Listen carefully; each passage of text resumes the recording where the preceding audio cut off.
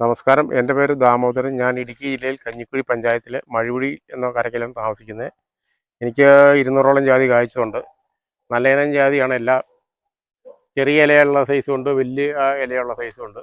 അതിൽ ചെറിയ ഇലയാണ് ഇച്ചിരൂടെ കായ്ക്ക് എനിക്ക് ബലമായിട്ട് തോന്നുന്നത്.